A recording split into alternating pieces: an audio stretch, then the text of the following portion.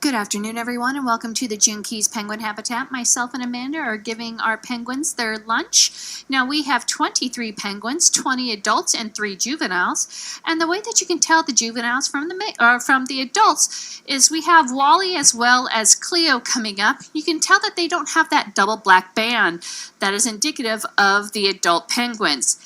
Right here, I have Heidi coming up. And she did not like that piece of fish. Feeding penguins is a lot like feeding a 3-year-old, so you can just imagine how fun that is with 23 penguins. They decide whether or not if a fish is not given to them correctly, like Ludwig.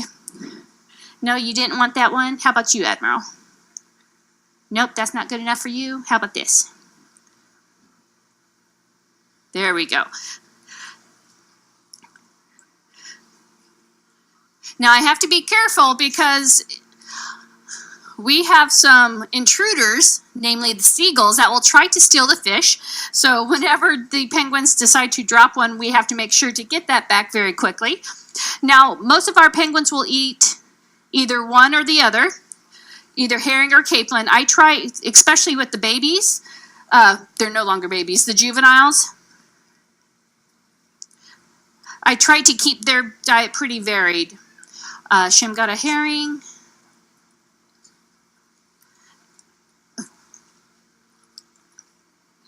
And right now they are in migration mode. So if you notice, they don't want to spend a whole lot of time up on deck. And that's because their natural tendency at this time is to be in the water. And that's where they feel safest. So they'll run up on deck, try to get some food, and then run back down. It's the same fish.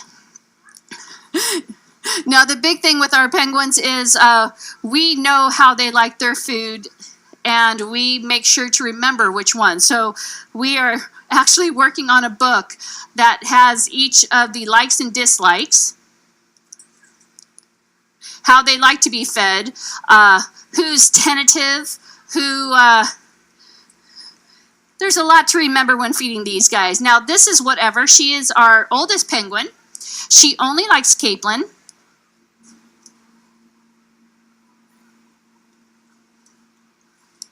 She doesn't like to be handed the food. She likes to have it tossed to her. And these are all little things that I need to remember as one of the penguin caregivers. Patsy got a herring. All right, I'm all out of herring, Patsy. This is all I have left now. You don't like that.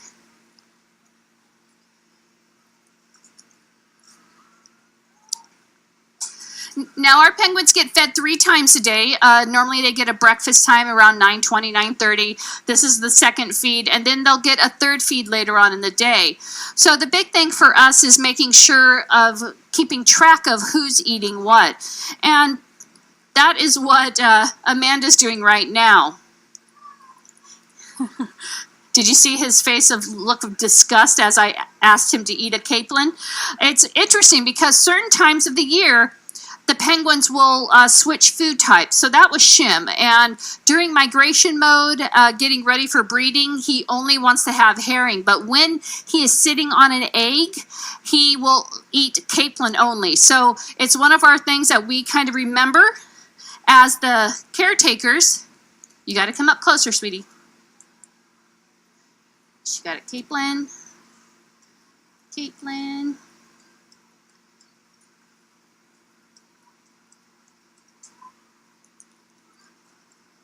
And another.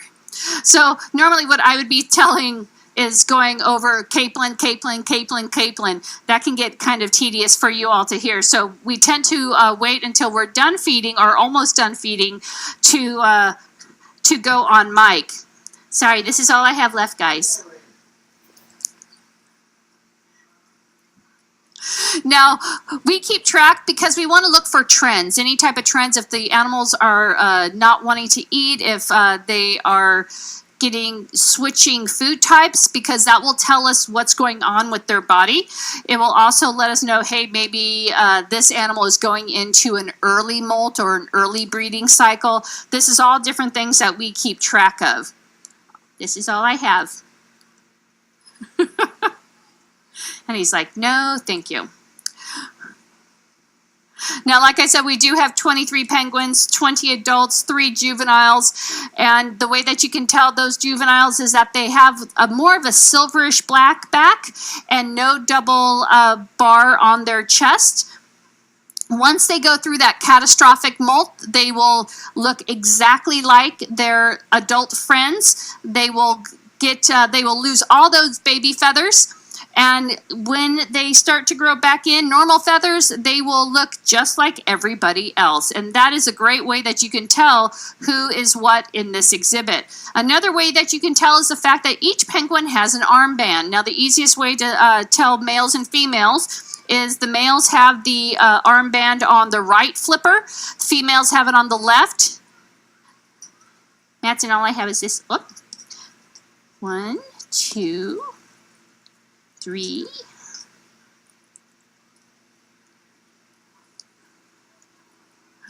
That's 4 Caitlin for Matson. Now, like I said, this is the migration time, so they're bulking up. They're eating a lot of food. They're spending a lot of time in the water. The water is around 60 degrees, and so they're going to eat a little bit more than, say, when they are kind of just sitting out on deck during the breeding time. But what I was saying earlier is those beads are indicative of each penguin, and each penguin will have those beads for the rest of its life. It's a number. It's almost like a social security number. So if we switch penguins with other institutions, because when we think of our colony, we are a subset of the North American colony. And so each penguin has its own distinct number, like a social security number, and when they leave us, they go with that number. And that is a great way that we can make sure. This is all I have. I'm sorry.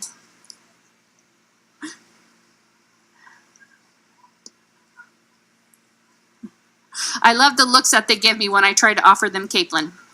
Yeah.